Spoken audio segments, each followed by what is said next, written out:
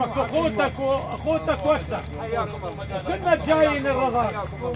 والله تريحوني وتروحون عمامي اذا انتم يمك تروحون حتى تكونوا الحريه.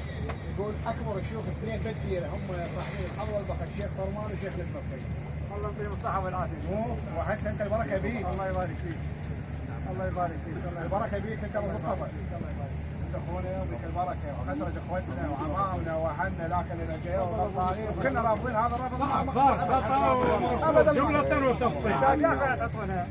ها؟ حطوا لها بخانه حتى تقدروا بخانتك بخانتك انت يمك ابو مصطفى بخانتك. بخانه حتى تقدروا لا بخانتك. مصطفى بالنسبه ابغى شاهد اخوان هم ترى ما في واضح اخوان قلت لك.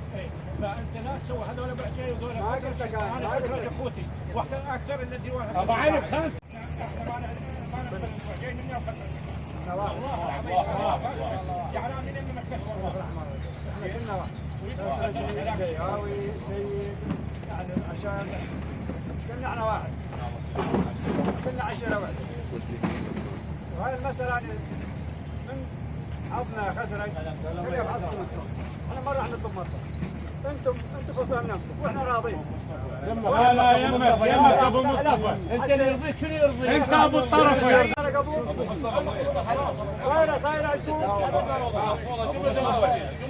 وياك زيدي وياك زيدي مصطفى اسمح لي تفضل حلال حكيم حياك الله. انا اخليها خانه خانه البعجاي وخسرت لان العشيرتين اللي نشوفهم احنا اكثر انسجام بالصويرة الحديثين ونازلين بمنطقه